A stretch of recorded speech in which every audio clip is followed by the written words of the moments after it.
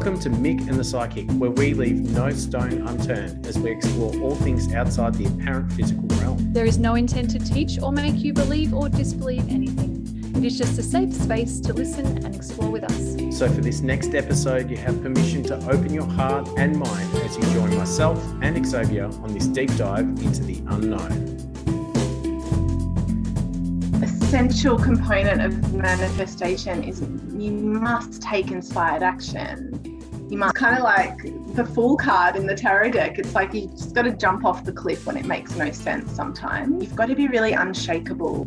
So today on the podcast, we have Grace Elizabeth from Centre of You, and I'll just do a quick intro for those that don't know who she is. Grace Elizabeth is a consciousness flow coach, ceremonialist, and lion-hearted leader of Centre of You, her greatest intentional manifestation and her legacy in the making.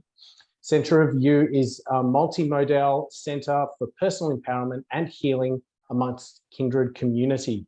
Modalities and events on offer include shamanic breathwork, sound healings, kirtan, cacao ceremonies, ecstatic dance. Wow, I went to a lot of raves. There was a lot of that going on. Workshops, immersions, circles, and consciousness speed dating. We're so going to talk about that. That is ridiculous.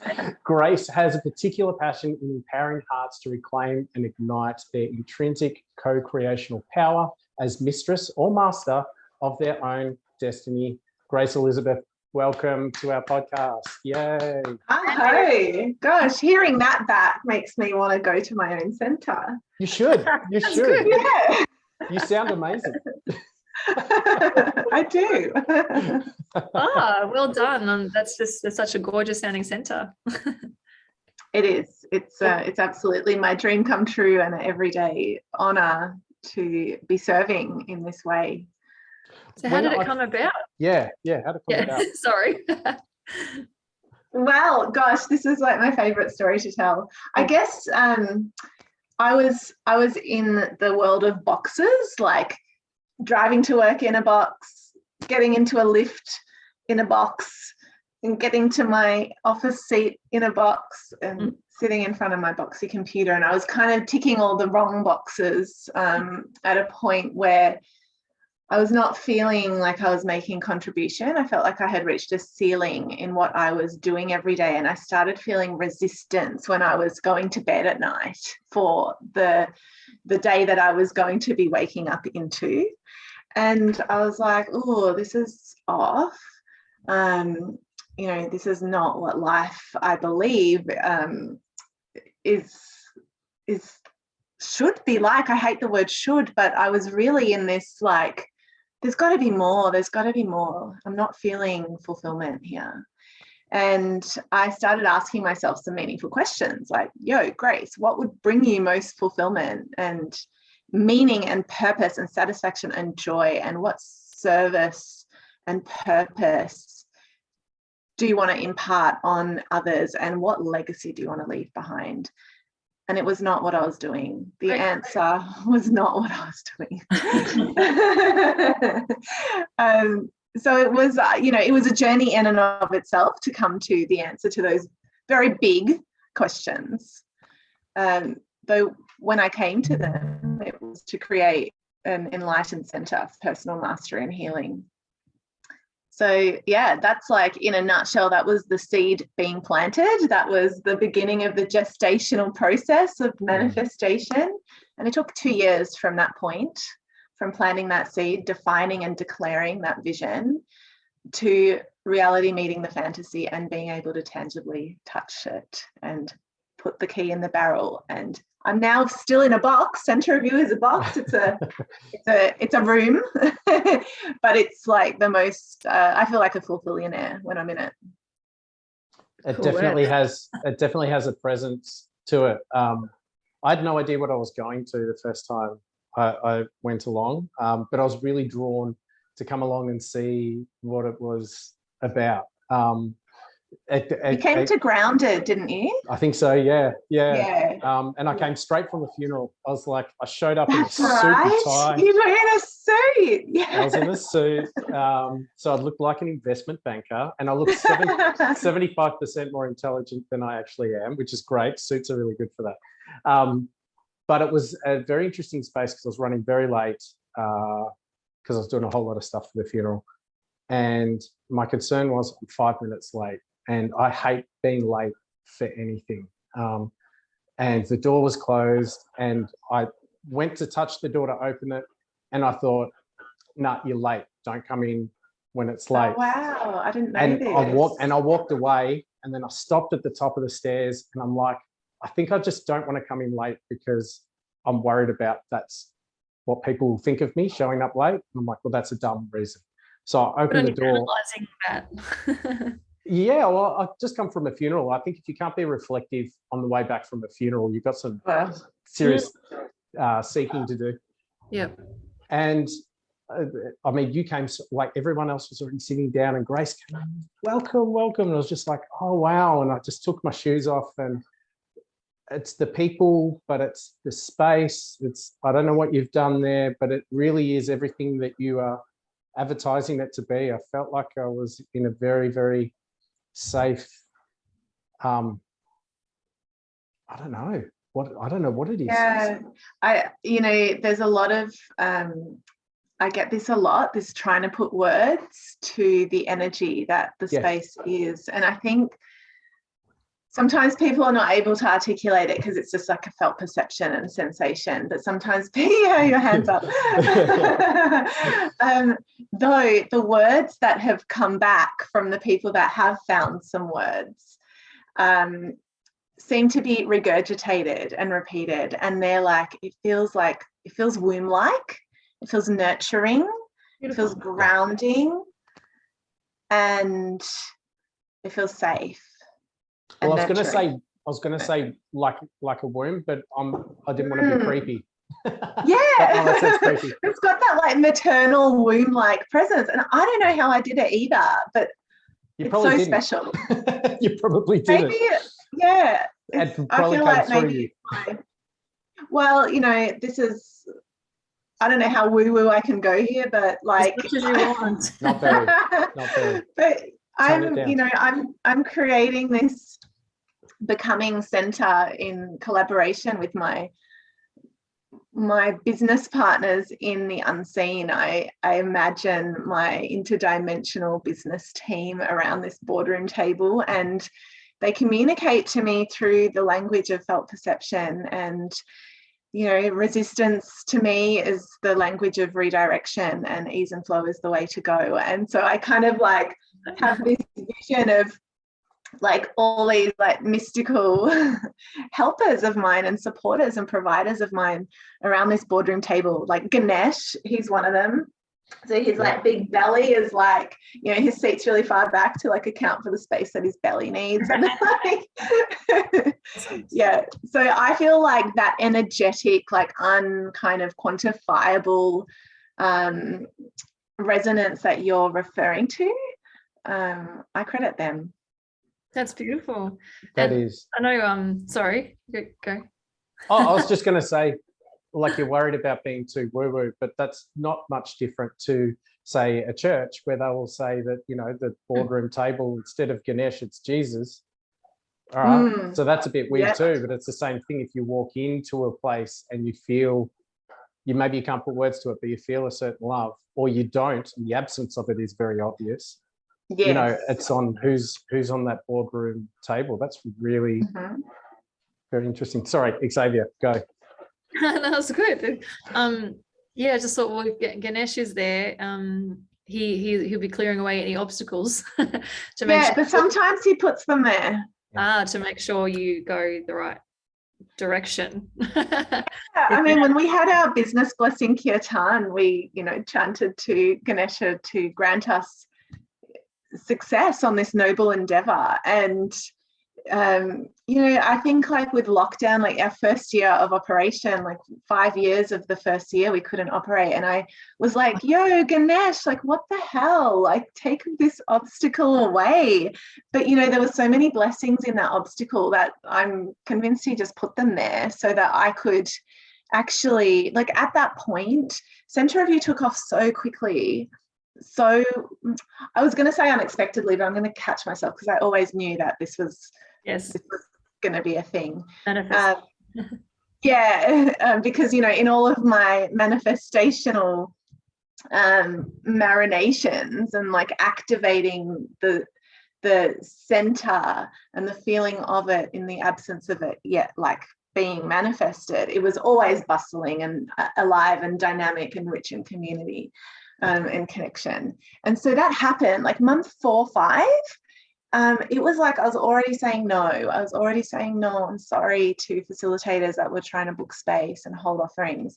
And I was personally very overwhelmed. I didn't have the creational space to even offer anything myself as leader and visionary of this center. I was so bogged down in administration, website, and just management, operations management. And so, when this kind of forced break came in, it really gave me an opportunity to be like, hey, you've defined this as the legacy that you're going to leave behind. So this has to work with your life. It has to work with your connections. It has to be sustainable. Your body is your business. You can't overwhelm yourself to the point of burnout. And ultimately what I learned in that time was if the center of me is not okay, the center of you is not okay. That's great. Yeah.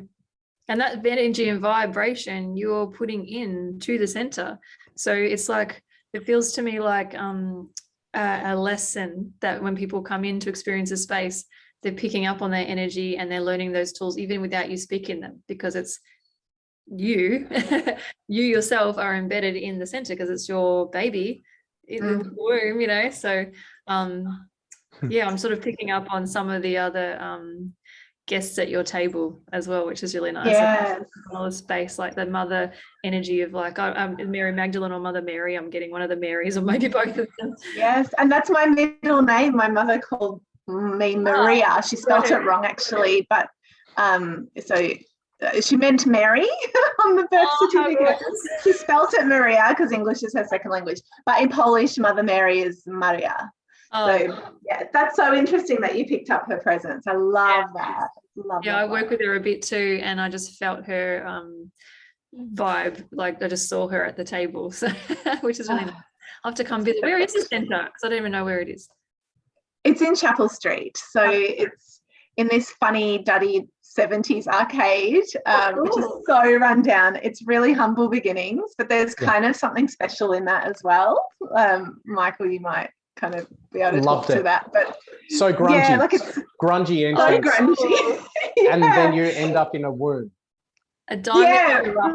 Right. Look, there's a lot of people that unfortunately are not blessed with the stable, secure presence of a roof over their head in that area, and so they find shelter in the arcade, which Center of You is in. So sometimes it doesn't smell nice, but like every time I kind of connect into that moment, and I'm like I really challenge myself to turn my mind to appreciation, because I have all of my needs met all of the time, and if shelter can be provided in that way, and I just have to like light an incense stick to conceal it in the stairwell, then that's okay for now.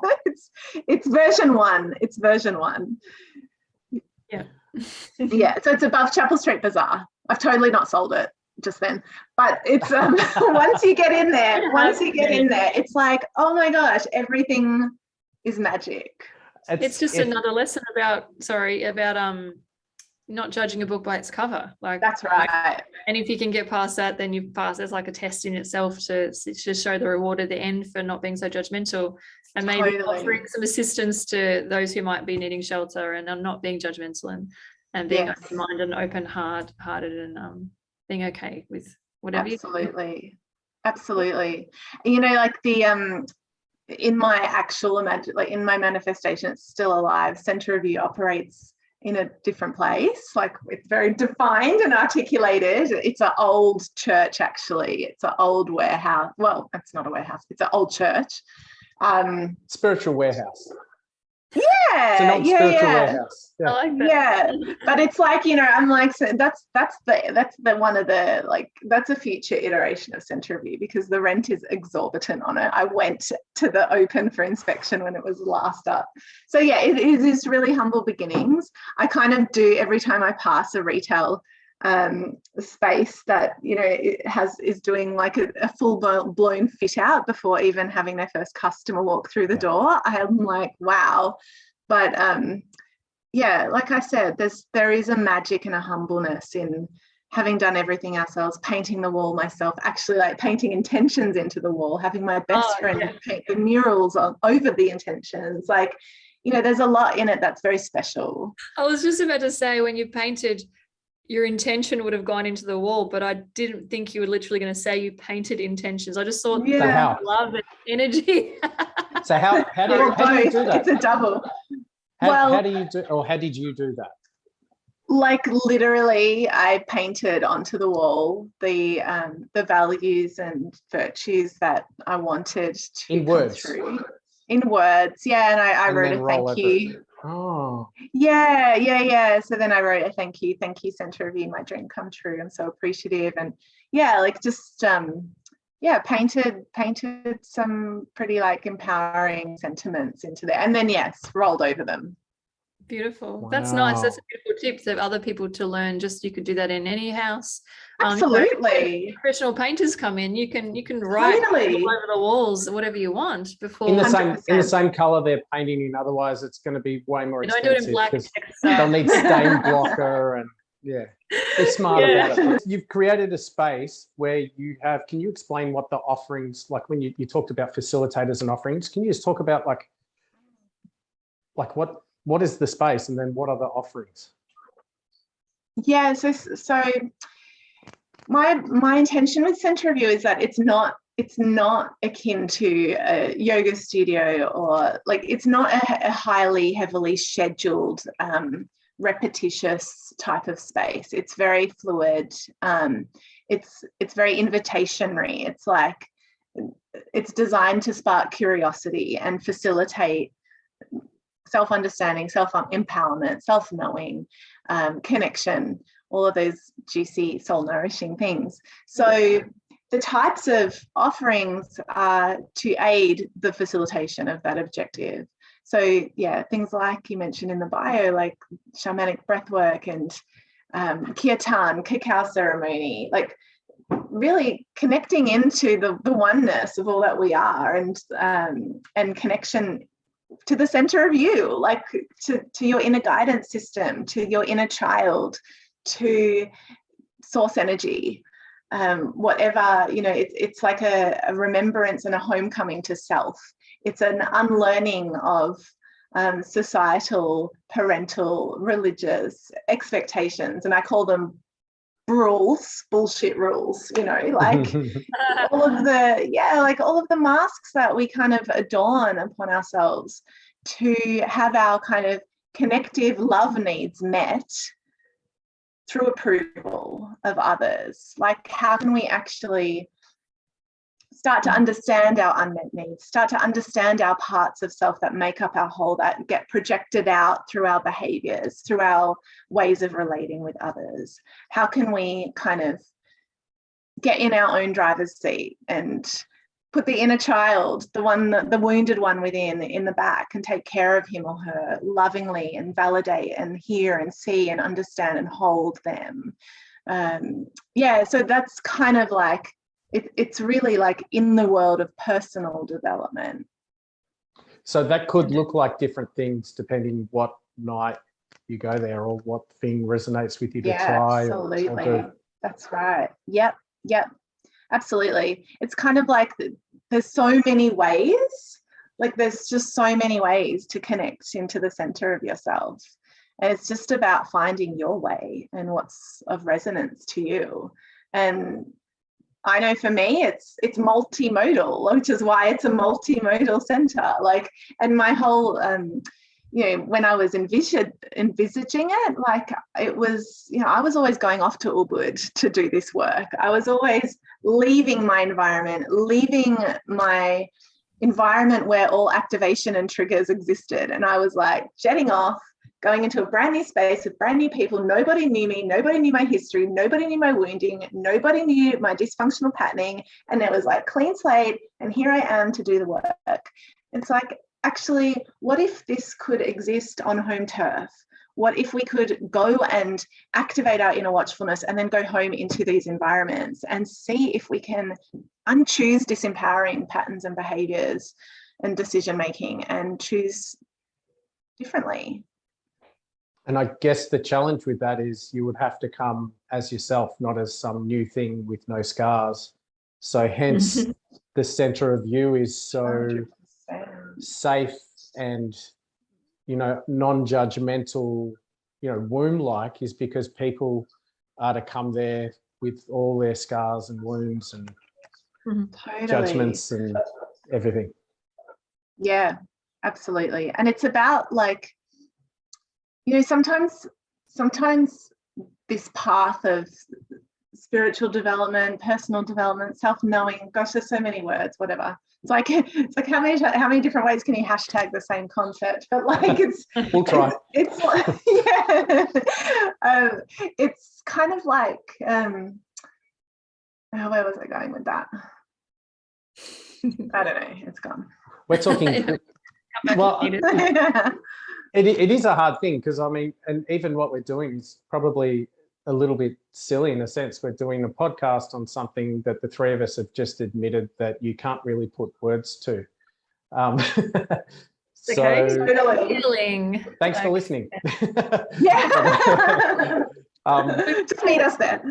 So people, if because you don't have like a set, like every Thursday night we do cacao ceremony, for example, it's not like that. It's a more spontaneous. So if somebody wants to look up your center, do you do like little videos on your Instagram or something like that, or announcing what's coming up and who your guest might be? Or do you guys teach everything yourselves, or do you bring people in is it just offerings, or do people pay like to say thank you for holding the space? Like, well, how does it work? Yeah, so yes, like our Instagram absolutely communicates what's on offer, as does our website. I feel like the Instagram, it's so the Instagram feels like my becoming as a leader is being like fully witnessed as I'm going, and there's nowhere to hide. That's what the Instagram account feels like. Like I really do have this kind of desire to be like, there is a partisan of leadership which is conscious, and it's okay to be vulnerable, and it's okay to become activated in discussions with people that you're collaborating with or suppliers that you're engaging. It's okay to own that and to validate that and to take responsibility for that. Like when I was an executive assistant, I was like sitting in boardroom tables, and like it was like you would just shut down those types of activations, and then you would see leaders of businesses like explode like volcanoes. And myself even, like my way of exploding was like uncontrollable, like release of tears, like just getting to a point where it was like, whoa, I can't deal. I'm so overwhelmed that like my body's like, blah.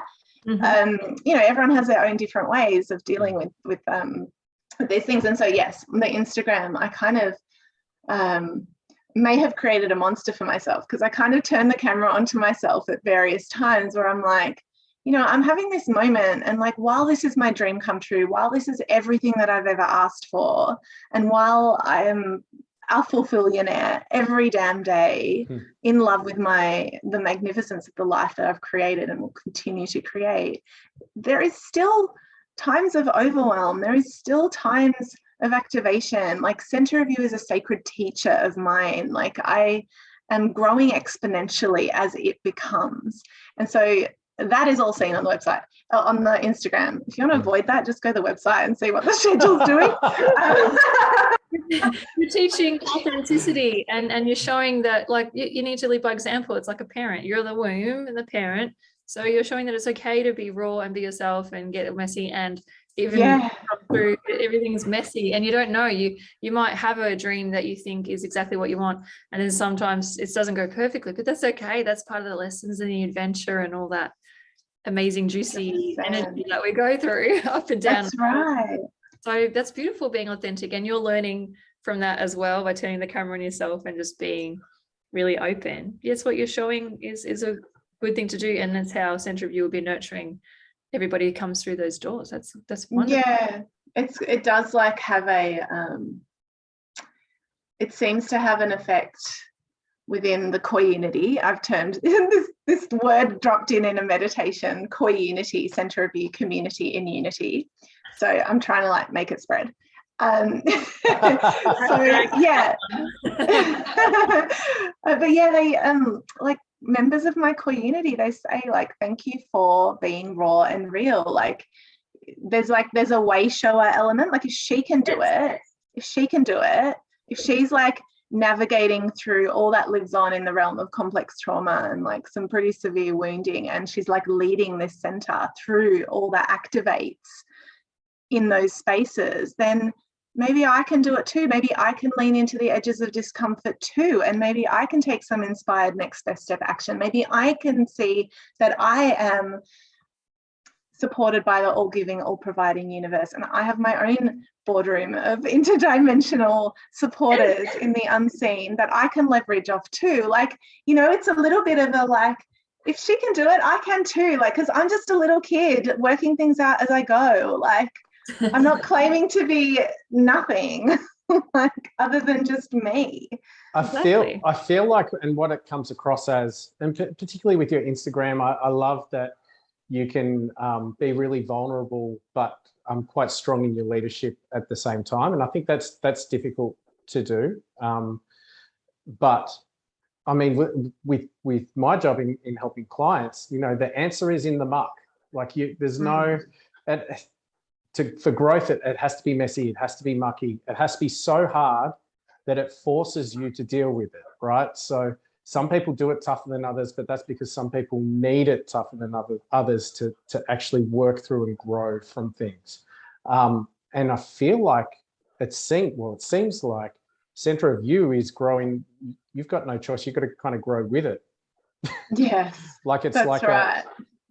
Which it's like there's that the leader is growing with it. But it's funny you talk about the board. So this interdimensional board of directors that you have, I'm not sure if there's a constitution that's been signed by them or not. I don't know whether or not you need to look at that, but is it that the way you talk about it is that Centre of You, you know, you talk about it, you know, in the next kind of instance, it might be somewhere else, and you've seen it there, and it sounds like you're not worried about it. It's just, it'll happen at some stage. But you talk about it as if it's been there. It's like a Centre of You's already been there, and you're only just kind of making it real here. Is it something that's always been there, and you're just tapping into it to bring it alive in this instance? Yeah, I really love this question because, I feel, you know, even, yes, the short answer to that question is yes, I feel like Centre of You was waiting for me to step into the role of humble servant delivering it in this reality. Like it just, even you know, in the becoming of it, like when I was 2 years nurturing this vision in my imaginal cells and tapping into the feeling of having and leading this enlightened center, everything like really figuratively rolled out like a red carpet for me. Like there was a point where I had 77 cents to my name and I was $23,000 in debt. And I was manifesting big money. I was manifesting this, like, you know, this center, like, which involved having a commercial lease and bricks and mortar space. And like, you know, I was just like, how could I do this? Like, why is this idea so compelling in my being. Like, why is it so of such importance? Like, but I just, like, what I know about manifestation is don't worry about the how, just feel into it, just like create its aliveness before it becomes alive, and the universe will co-create and orchestrate all the cooperative components that are required to alchemize in the right people at the right time for it to become. And so at 77 cents in my bank account, I still have the screenshot. I mean, I laugh about it, but it was like hugely stressful time. Like, oh my God, like it was a time of like not knowing how I was going to eat, and being like going to the supermarket and having this like memory, like, you know, standing in front of the cheese aisle and being like, all the times I just like really like unconsciously just picked up a $7 packet of cheese. Like now, like that's what I want cheese, and I don't have $7 to buy it. And like, you know, it's just like those moments that you're like, it was like real defining, like, holy moly, the things you take for granted when they're had. Anyway, at that time, I was like, I really felt this huge pull to do a shamanic breathwork, like facilitator training in Bali. And again, I was like, well, how the hell? Like, you know, I need a flight, I need like accommodation, I need to pay thousands of dollars to undertake this training. And I was, at that time as well, I was working like at this cash in hand job, which was because I had already committed that I was like, no more, like, you know, I went away with like the annual salary, and I was like, I'm serious. I'm going to show the universe that I'm serious, and I'm willing to like sit in discomfort so that I can divert and gather momentum into the right trajectory of placing myself in the right networks and the right environment, you know, nourishing my mind with the right content, etc., to invest in my future self and the person that she needs to be to receive the center when it is delivered. So yeah, I contacted this shamanic breathwork teacher of mine in Bali, and I was like, I really want to do this course. The deposit's $300. I don't know how I'll get the rest of the money, but I'm like just working on the deposit now. And he was like, yeah, he was like, if you're meant to be here, the universe will roll out a red carpet for you, and it will happen with ease and flow.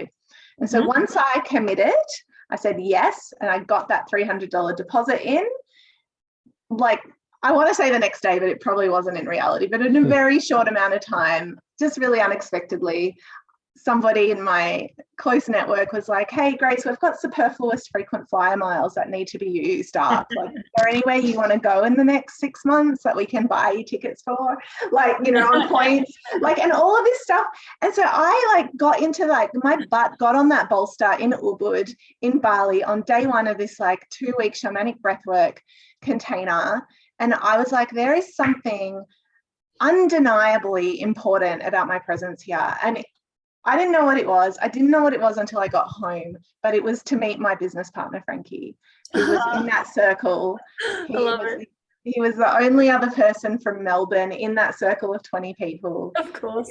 And lockdown happened, thanks Ganesh, and we started walking around Albert Park Lake just as mates with his dog. And he was like, what do you want to do with your life? And I was like, oh, well, actually, blah, blah, blah. And he was like, oh my God, like, I really see a gap in the market and I want to enable you. I want to partner with you, like, if you have me. I'm laughing at Nick's face because he's surprised, and this is like normal life, because I also manifest like that. Yeah. Face, whichever way I'm pointing, is hilarious. Yeah, that way, the other way. The thing that's in shock, it's not that, wow, that's really irrational, you're a mad person. That might have been me maybe 5 years ago. It'd be like, these two are nuts. It's like you've fallen on your feet somehow, you crazy humans. You're so lucky.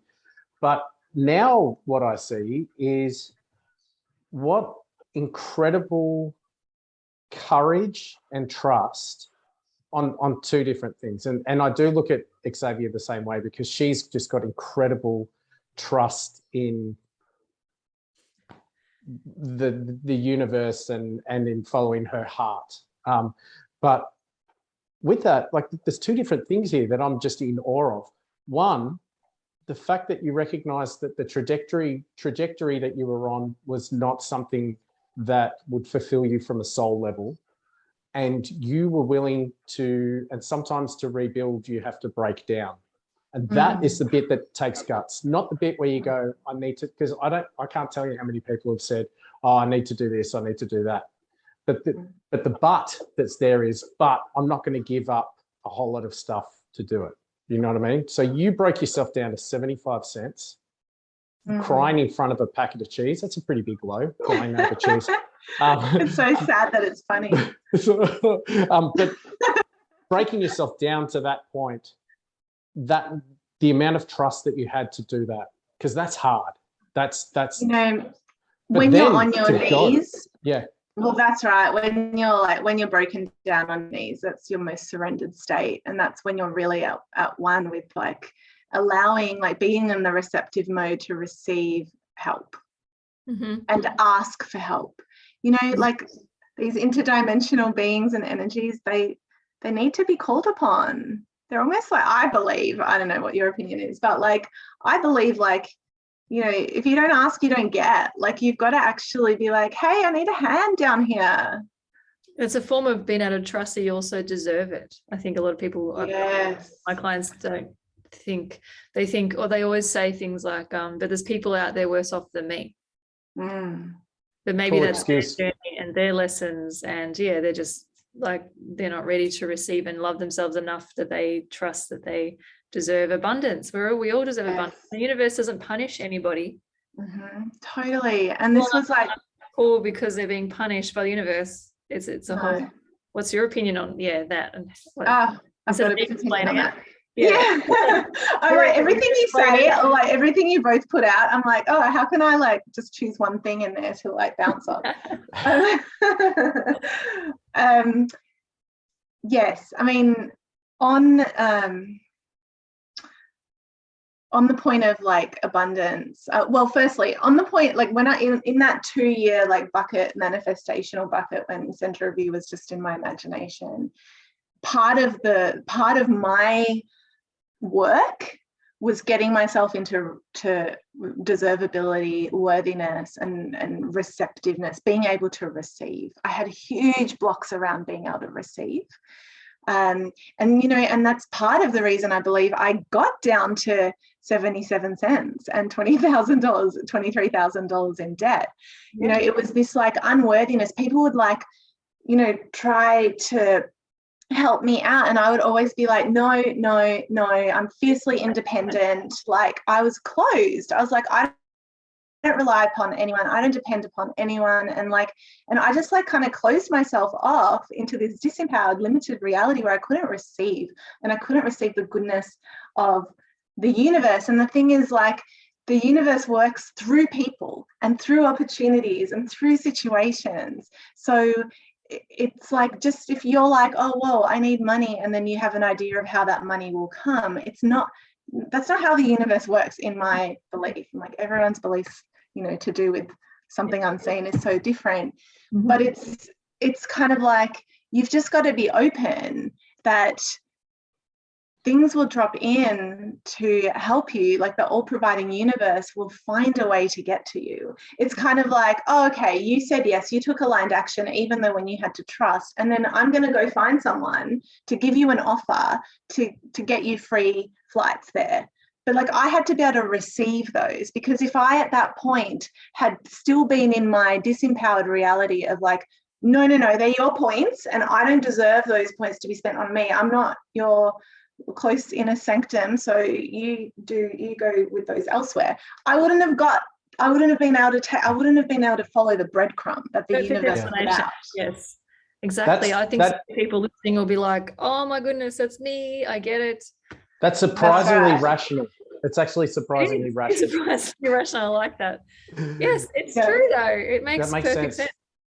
Yeah, even to skeptics, like it does. Like, you have to be in that right frame of mind to attract. That's right. And then, like, you know, on a more energetic standpoint, with like the energy of money, like my whole upbringing was like in scarcity and lack. So that's my dominant state, right? Like, you're either kind of got a lack mentality or an abundance mentality. And so for me, ever since I got to that 77-cent marker, I was like, no way am I ever going to be here again. And in actual fact, I got pretty close, but like every time it was like a little bit of a reminder.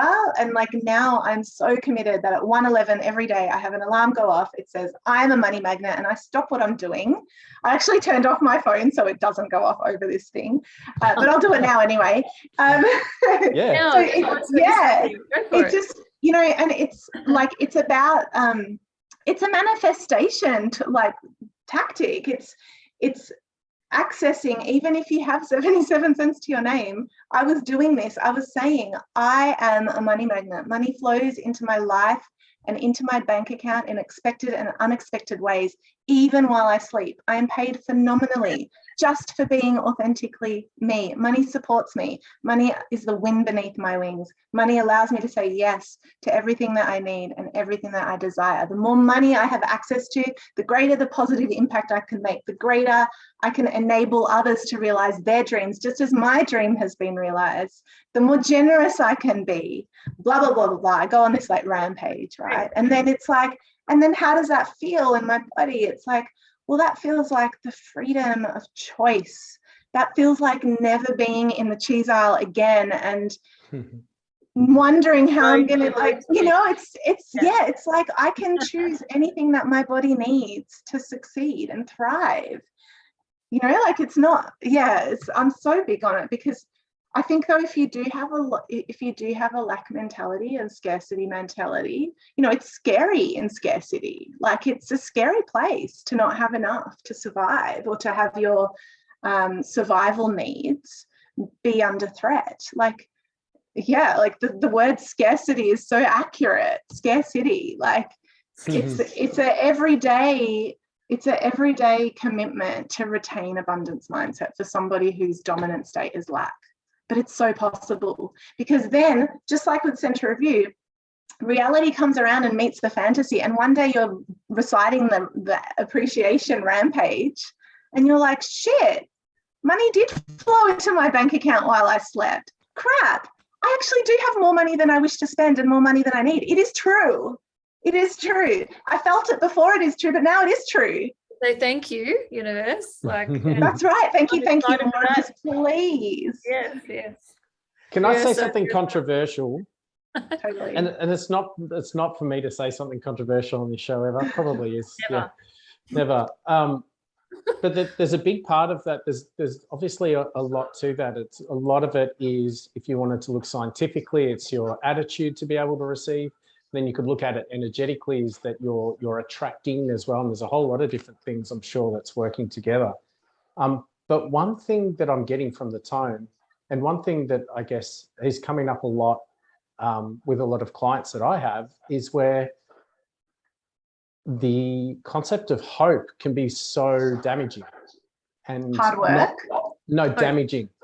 No, it cut out. You said hope, the concept of hope, was it? Yeah, hope. Yeah. The concept of hope is damaging. Yeah. Damaging, because we have these hopes and really they're just our own concept of what we want to happen within our own limited understanding and our own perception of what can happen, but it closes off the opportunity for perhaps what the universe has there open for you. So instead of hoping for that church for center of you, instead you're in a place of, I'm just open for what needs to happen, which means accepting being broken down to 73 cents, but that surrendering to possibility seems a bit different to, I really hope I can have $20 tonight.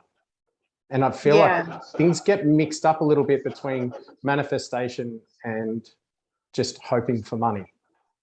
Yeah, like, I mean, the essential component of manifestation is you must take inspired action. You must, like, it's kind of like, you know, I'm single, and people always are like, well, what are you doing about it? Because like your person's not going to just knock on the door. I'm sure you've heard that concept before. Like, you know, like you take, do you have to do something about it? Waiting, they're hoping it's a pizza delivery guy or something, and they don't have to That's go right. to the house. It's like you actually manifesting, I think, is like noticing the signs. And correct me, like if you think different, like, yeah, you manifest and ask for help, but then when someone invites you to something, or you get given opportunity, you're actually supposed to take it. Yes. If that's what you feel like is leading you down the path, instead of just expecting it just to happen for you without having to do anything. You Again, it's the breadcrumb. It's following the breadcrumbs that the universe is putting down. Which is your lessons, is realizing what they are, because sometimes they're little and not as obvious, and it's someone just making a comment, a suggestion to you, and recognizing that that's the sign, that's the thank you, universe, for showing me that when I asked, and going that way, because they're not slap you in the face obvious. Otherwise, it's too easy. Well, you're not vulnerable, are you? You kind of need Exactly. to be vulnerable to receive. Like everything that you've said, you've had to break yourself down to a vulnerable place to then be ready to receive. It's almost like hope sometimes is like a band-aid on that, so you don't break down. You just stay okay, and then you continue okay. And sometimes maybe you need to just break down and surrender, and that's scary though, isn't it? Of course. I mean, it's kind of like the Fool card in the tarot deck. It's like you just got to jump off the cliff when it makes no sense sometimes. And like, even though people are like, wait, this is a really stupid decision, like, oh my goodness, the amount of people that were like, what the hell? Like, you've got no money and you're like going, like you're working your butt to the bone, like to get to Ubud to do this thing. Like, why? It's not important. Like, there's other things you should be prioritizing right now. But something in me was like, it makes sense to me and I can't even quantify it. Like, I'm just following my inner guidance system right now. And yeah, it's a tricky one though, because this is where I think with manifestation, where you've got to be really unshakable. Like, and if you cannot be unshakable, then you've got to kind of, until you can be.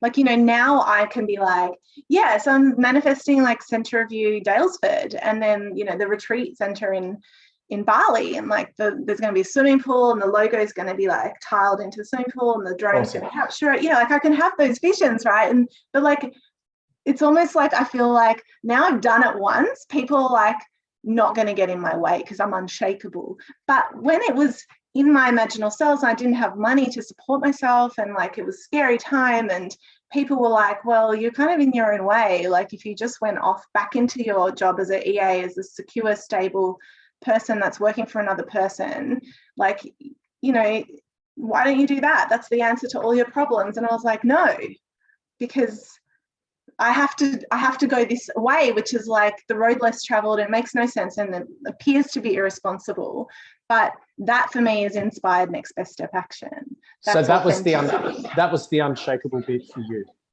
Yeah, well, because at the time, what happens, I guess, when you're manifesting something, that your inner sanctum or whoever is like of great influence to you, and I guess like this comes back into, you know, childhood stuff really, like if I don't get approval from this person, if that person thinks I'm irresponsible, like I might be like kicked out of the nest, like that kind of like core wounding stuff, right? Like it can come up in manifestation.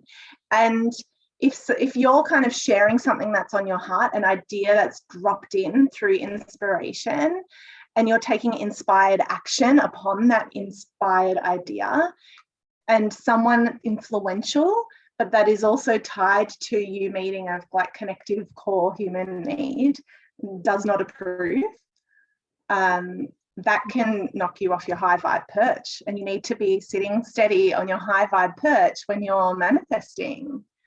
Must. So you wouldn't, Grace, you wouldn't say, like Mick was referring to hope, but when we're manifesting, you wouldn't probably say, I hope this happens. No, no, because hope is doubt. Like, I mean, hope is it's a negative word. Like, manifesting, because it's not, you just say this will happen. And I know, for example, I say at the end, and do this, Grace, I'd love to know, when I'm asking for something specific, I always leave it open-ended and write or say, may this or something better come along. Something better, yeah. Thank you. Yes. So open, because we might know what we want, but the universe, our higher selves know 100%. more.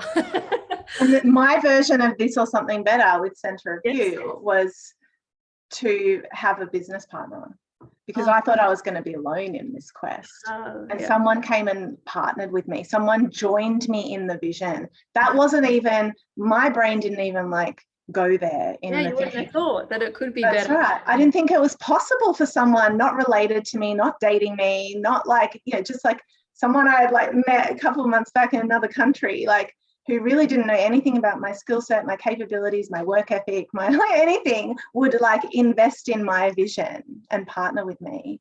So like that is my version of this or something better. It's kind of like, you know, in reference to the place that I envision Centre of You to run out of at some point. Again, it's like, okay, well, that place is $265,000 a year in rent. I see that as like awesome place, and yeah, I'll get there one day somehow, who knows how, but maybe that's not the right place. Maybe the universe is like, no, you actually like need something better, and that will reveal itself. So yes, this or something better is so important. Yeah, because otherwise it might hinder what you actually get. If you had have said, I'm going to open this Centre of You on my own and run it myself, if that was exactly what you manifested, it might not have happened because you didn't leave it open, you had your blinkers on. That's right. Yeah. And I think the thing is, like, manifestation requires you to get out of your own way, like lift the lid of limitation off, and then you've got blue sky, limitless, expansive thinking, expansive possibility. And you know, anything that our imagination can create can happen. Like, it can, though, like I find sometimes when I kind of take people through, like, what is your dream life? What is the legacy you want to leave behind? Like, when I ask people the questions that I asked myself and I got to the answer of it being Centre of You, like, sometimes people actually have trouble to answer those questions because they're not able to ignite their imaginal selves. They're not able to revel in possibility. Like, one of my things that I was manifesting when I was in my job, because I always found it limiting that, like, a 9-to-5 job in the corporate world only gave you 20 days of annual leave. So I was like, hey, that rule. I'm going to manifest like 130 annual leave days a year and have all of my financial needs met and exceeded. Yes. Like, you know, and people are like, what, is that possible? Like, can you do that? You know, like, it's, of course you can. Like, I feel like sometimes where people get confused about manifestation, and look, I'm not someone that wakes up in the morning and manifests whatever future. I'm not that person. But the more I understand it, the more I realize that I've understood it wrong, the more rational sense it makes. Because I think when some people hear manifestation, they think of the concept of getting what you want. And manifestation seems a lot bigger than that. And it's kind of being open to maybe get what you deserve or should have, or that your higher self needs, or that your soul needs, or it's almost like an opening up. It's almost like it's just as much work on yourself in manifestation as it is on the environment around you.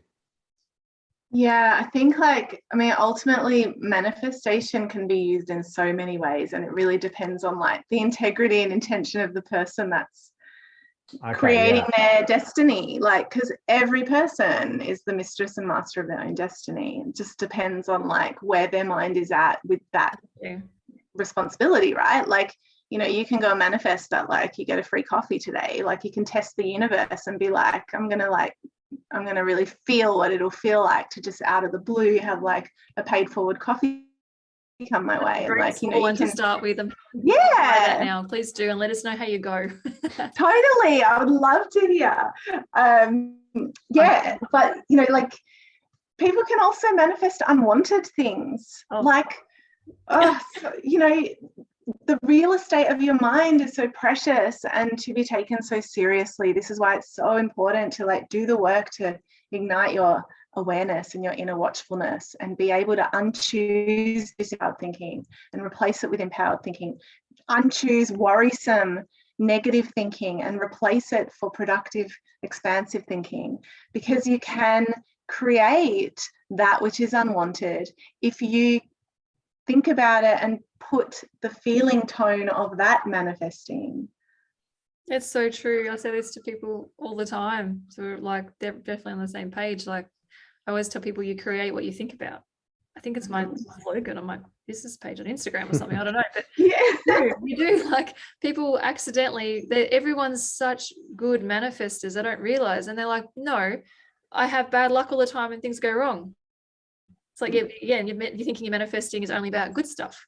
If they're worrying all the time, saying, someone's got back when colds were colds, old days, like this is like I don't get sick. Someone would be coughing in my face and I just say I'm healthy and well. And yes, I trust in the, yes, yeah, I do that too. I trust in the intelligence of my body and its that's what you say. I love it. Capacity. And someone else would be like, I don't have time to get sick. I don't want to get sick. Because that's what you're saying, you're attracting that exact thing you're worrying about. So how about just saying I'm healthy and well, I trust in my immune system or something instead. Right. For example, same with money, like, yes, exactly. So I totally concur with that, with experience with clients and people. And you definitely attract what you think about. So just be careful of your thoughts.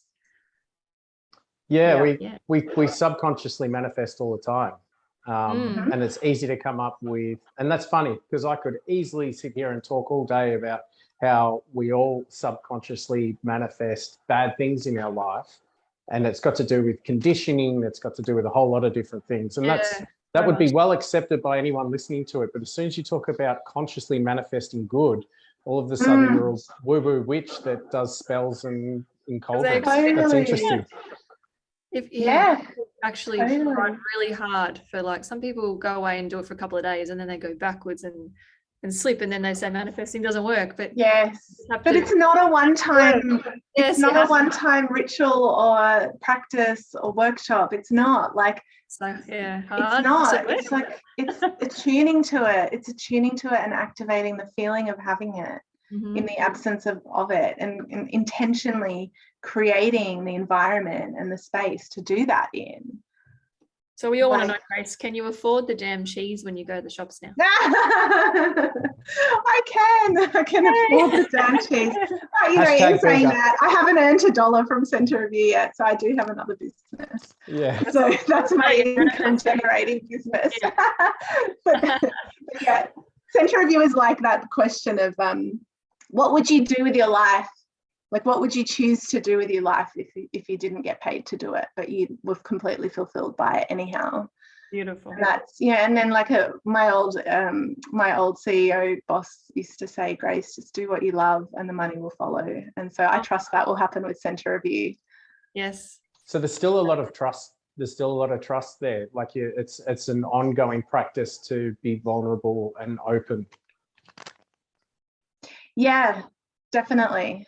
100%. And as interest in Centre of You magnetizes in, and it's like so fun and dynamic and alive, and it's so buoyant right now, like it is trust. It's trust in so many ways. It's trust in, is the way of the world going to like enable this momentum to gather, or are we going to get shut down again? Or like there's trust in that front. There's trust in my capabilities and my ability to attune to it. Like, what will life throw my way, and how are my support structures set up to enable me to have the time and space carved out through whatever comes my way, so that Centre of You can be and maintained and thrive if I need to step away for it momentarily. There's lots of but then there's trust, but again in the realm of taking inspired action. It's like, well, what can I do to set myself up to thrive? What can I do to set myself up to be supported? Got passive trust. It's like, okay, it takes two to tango. The universe has my back, but how am I also contributing? Yes, exactly. Yeah, I worked for a lovely Croatian woman who always used to say, she was a Catholic Croatian woman, and she always used to say, pray to God, lock your car. Do both of those things. That was her motto. Pray to God, lock in a car? No, pray to God and lock your car. So in other words, have faith in God, but lock your bloody car. That's a contradiction, isn't it? You got to do both. You got to do both. Yes. Interesting. Shout out to Steph, by the way. That's look with the offerings. We're coming back to the conversation. We'll finish the conversation we had an hour ago. With the offerings that you do, I tend to go off on tangents. I did ask that, didn't I? They are beautiful. I think you've asked a few tangents. times and I've not answered it. I don't know why. Yeah, she's avoiding it. It's $800 for a session for people to come to. No, how does it go with the offer? Like, how does it work? Is it donation based, like, or is it different each time?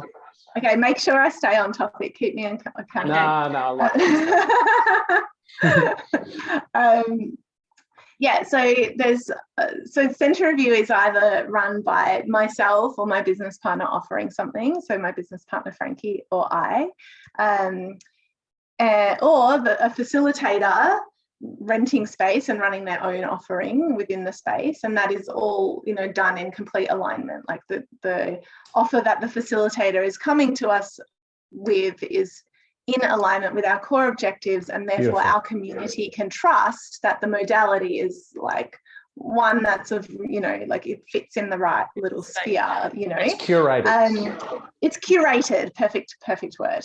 And the third thing is, which is happening more often, and I actually love this, is a facilitator coming to me or Frankie seeking to collaborate, to join forces, and to, you know, like my mum always says, two heads are better than one. Just like bring both of our skill set and both of our gifts together and co-create for the community, for both of our communities, and out of the space. So that's kind of the three ways that things are offered. In terms of like cost to participate, it varies. Like some things are a ticket cost, some things are by donation.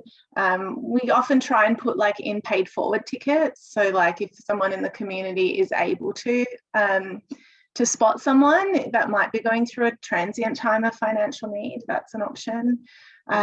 You know, I'm also like currently putting a call out for some saving graces out there that, you know, that can be like the wind beneath my wings, and I can energetically exchange some support with, you know, some classes or some mentoring or some space, you know, use of COI for their own endeavors, and so I can enable and uplift whatever their dreams are. So yeah, there's a whole, you know, I guess when you personally have experienced what it's like to place value on something, particularly in the realm of, you know, empowering yourself to live life differently, choose differently, create, you know, a life that you deserve and that is your birthright to live. And it is everybody's birthright to have their needs met at all times, you know, to be able to choose whatever cheese they want, right? So like, so yeah, I am hugely supportive of assisting anybody that wants to do the work, though for a transient time is unable to, because I do believe in like the law of circulation, the law of karma, that it will all work out in the end. That's beautiful. That's such an intentional space too. Everything, even the carpet. The carpet. Oh my God, I could go on a riff about the carpet now. Why do you say the carpet's intentional? I'm really curious about the carpet now. Oh, the carpet's so funny because when we got the space, it was like, I was like, the carpet's got to go. It's feral.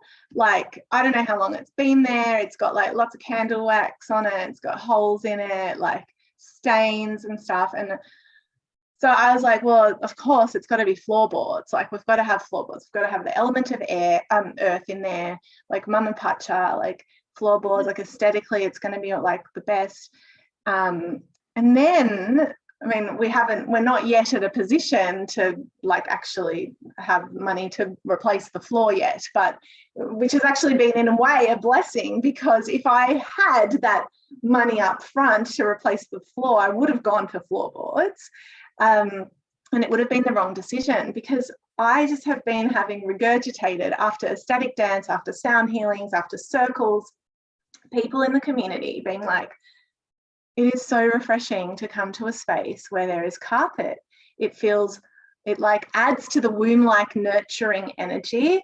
I feel held. It feels soft on my joints. I feel like I can do some more exploratory dance, embodied movement. And now I'm like, oh my God, we have to have carpet. So I'm going to be replacing the carpet with carpet when the carpet fund has Awesome. reached $15,000, which is what it's going to cost to do it. Manifest, It's a big let's go. It's a big space. Discounted carpet, free installation. What else? I am open and receptive to receive. Excellent. But there's beautiful rugs and just I was gonna say, and can you put mats rugs and in rugs the and there's so many. It's Yeah, beautiful. I'm always Yeah. covering the carpet with brown checkered blankets, which I'm Yeah. also driving around Victoria collecting. You know those brown checkered woolen blankets from the 70s? Yes, my That's grandma like- had them on her beds. and Yeah, stuff. they're at everyone's grandma's house. Exactly. Yeah, check I your grandma's blanket cupboard. It makes me feel like I'm in like Ram Dass's father's like farmhouse, where they would have had all of those 70s cute. blankets and things while he's doing his lectures. It feels like that. It feels like a space where it's just like, here we are, lay out the blankets, and Yes. it's pretty amazing. Yeah, it's really nice. I can't wait to have you back. I I'm can't wait to definitely come back. It'd be great. to visit it. Let's go together, Mick. That'd be fun. Yay! great. I would love that. The hypnotherapist and the psychic at a centre review. Sounds good. Yes, maybe we can do a collab. Yeah, Love to. that'd be fun. I think we could create something pretty cool for the I community. can definitely see that. Mm. And the good thing is, if I go first, and then I can put them into a nice trance-like state. It doesn't matter what you guys do, because if they've got their eyes shut and they're completely relaxed, it's fine. So if you pull it off, great. If not, they had a Help relaxing them, time. Get into that space quickly. That's great. Just in a different way to how we might do it. Hey, Grace. Yeah. Yeah. Probably. Like, don't know about tricking people. It's I not don't tricky. trick people. I don't He trick doesn't people. I don't trick people. It's Never definitely- been able to be hypnotized. Oh, there you go. There's a challenge for you, Mick. It's great. Oh, look, This is a it's- conversation we've had before, is the difference between actually just connecting and channeling, how similar it is to actually being hypnotized, not the tricky stuff, isn't it, Mick? Like, Yeah. it's come up a few times in our podcast, hasn't it? it's the more and more I look at the trance state and what we understand as the trance state, the less and less it seems in the clinical sense, and it's more a very natural state that we can all go to in many different ways, whether it's through song, whether it's through ceremony, and it's actually no different to any of that. And the big part about hypnotherapy is that you're doing it with intent for a therapeutic outcome and holding the space for that to happen. That's not really much different to maybe a ceremony or something you would run where you're doing Totally. the It same sounds thing. that way. So it's That's probably like- more nice and mystical than it is, clinically in a white room, sit down, and because that still works, Grace and that's has great learned for things. something but yeah, That perception really needs to be dismantled, like just Yes, in the exactly. collective. Because I just So- like watch myself have this. Like my memory of it is like stage hypno, yeah, being a chicken, Yeah. like walking off the stage, because I was so like, this is not cool. Yes. it isn't, and it's not cool. It's No. not, and I think for a therapeutic outcome, it's very interesting, because the more and more I look at what I do, the more and more it's very much aligned with a lot of these other modalities where you provide a space for someone and you get out of the way and you allow them to do the work and the healing. Yes. But there's Right. plenty of hypnosis that is Yeah, really yeah. similar to that, where you use some tricks and things, but that's just not what I do. I love that. Oh, well, you're so in alignment. I think so. Yeah. Let's collab. Sounds good. Now, Grace, before we wrap up, I just realized we're getting along here in our interview, but we haven't asked a question that we really want to know about. We're recording the day after Valentine's Day. So since could have got the love vibe going on, can you tell us about conscious Oh. speed reading? Oh, kindred singles. Oh my gosh. That sounds amazing. And I know so many people who would love to go to events like that. How does it Yeah. work? Next one, what happens? Yeah, so Kindred Singles is a beautiful evening among kindred hearts that are just looking to connect in life and love, and are open and receptive and available to exploring the potentiality of that. So Yeah, it's a beautiful evening. We have actually had we've got one long-term couple that's come out of it that I know of. Like, I mean, I'm only relying on people to voluntarily tell me about their dates and stuff. So, but yeah, So far this better one, than that. Better than Married at First Sight. So well done. well, totally. Opposite So yeah, energy, maybe. it's just like to hear that there's a long-term couple that's come out of it. It's just majestic, and I have my heart set on a center of your baby. So yes, from my Cupid, my co-Cupid skills. So yes, we'll have to get the next one on the calendar. We did two in Zoom. We did two in Zoom land during lockdown, but they're much nicer when they're in person.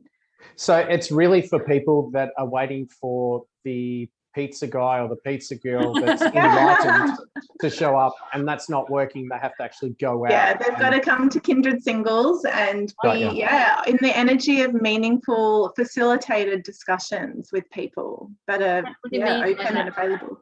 What do you mean by well, you know, like a lot of speed dating kind of events are like kind of like networking, like you go off and you have this conversation but you're left to your own devices, and it's kind of a like, oh, so what do you do, and that kind of conversation is very kind of surface level. But like we find with like Kindred Singles, people kind of like walk out without even knowing what the other person does for a living. It's more like, what are your values, like what, you know, like they know the names of their spirit guides. Yeah, what are your thoughts on Ganesh? Like, very solar plexus energy, which I love, because I make it a point myself to, when I meet somebody, not ask them what they do for work. I ask, what's on your bucket list? What do you do for fun? Those kind of questions. Like, so facilitating that sort of thinking. Awesome. Also, and also like taking it away from just like verbal audible connection. Like, how can we like actually feel into the energy of the other, like eye gazing and like connecting on like other non-verbal ways, non-physical and non-verbal. So it's actually so magical. It's very candlelit and romantic and cushiony and cute. It's really nice. So someone looking for that like deeper connection with someone, to find someone on a deeper level than the horrific, I imagine, dating scene, going to nightclubs and things. I'm sure it's horrific for people that want that deeper connection. This is a way that they can have that kind of even facilitated, really, to meet people on a deeper level. Wow. And it's honoring that, you know, the dating game is like, there's a huge insecurity about it. Like, it ignites like a vulnerability, and there needs to be like a courageousness. Like, you're kind of like willingly putting yourself in the path of rejection, like, which requires courage. Like, and so there's a real honoring at Kindred Singles. Like, everybody has like carved out the time. Like, we've run them on Saturday nights as well. So you're like, wow, if like these people are here to have this like sober experience of conscious, meaningful connection, like these are catches. Like, there's like some real caliber in this room. Beautiful. That's so nice. And do you get enough men coming? The men are always the challenge. Always the challenge. The women are out there. I know they are. I've got one. That gives me hope. You can find them. So like putting the word out, and maybe some kind of, I don't know, advertising, try to bring the men in. If you've got any ideas, because that's always the stress. The women are like, yep, full body yes, my heart says yes, and I'm committing, and I'm showing the universe. The universe can start to like conspire all the cooperative components to get the right people in the room, right? Like, but the men, they wait. It's almost like they need more of a personal invitation or a handhold or a friend, or like they So I don't know how to get into the psychology of them being more open. And so is it open to all sexes, genders? I don't know. Well, I don't know. Too, but he might know some men that he can, help push along. I think it's wonderful, because it's definitely there. I think there's lots of different barriers for lots of different people. And just speaking for myself, I think going to a dating kind of thing, the last thing guys want to do is look like they're being creepy for some reason. Yeah. There's always a thing where it's just like, but and as well as on top of that, there is that vulnerability. Like you're going there and it's like, okay, I'm going to go there and, 15 really lovely women are going to go, yeah, he's a douche. Well, but that would be so unlikely because everyone's such a legend that comes. That's the thing. To your question before, like, so I'm like, how can I make this inclusive, like regardless of gender, sexual preference, etc. And initially I thought that would be really easy, and now I realize that it's actually very complex. So at the moment we've done heterosexual kindred singles, and then now I'm really wanting to do same sex. Our community, it's like about building, like I did a poll a few weeks ago to our IG community, and it's still much more heterosexually oriented. So to fill an event, but I really want to do it. So again, if there's any ideas of like how I can make that happen to like get to the right people. Well, one that's for everybody, mixed and not caring. So you can even interact even as like just getting to meet anybody on a friendship level and make great connections. So then you can mix and match and go to, I don't know how you facilitate them, but like everybody's meeting everybody and having some time. And so it doesn't matter if it's meant to be romantic or a new friend or whatever because fall in love with souls and not bodies, so they might not care. Of course. So and again, like in that kind of exploration, again, it's like, how do you facilitate that? Because for everyone to meet everybody, but non-defined by gender, it doubles the length of the evening. That's true. That's a good anyone point. listening has some ideas. It actually feels like a bit of a mathematical equation or like a problem-solving exercise. It sounds good. What works? Would love some feedback. I have some friends that might watch this that could give some advice too, that are in that space. So that would be I love the idea of it. I love the idea of whether it's romantic or not, being able to have a night where you can connect with people on a deeper level. And to facilitate that, because we're not used to that all the time, I think is a beautiful thing. So however it works, I think it's fantastic. I love that you're doing it. Thank you. I think it's been so nice to meet you, Grace. You're such like like this happens every time I interview. My face hurts from all the smiling. Like it's beautiful.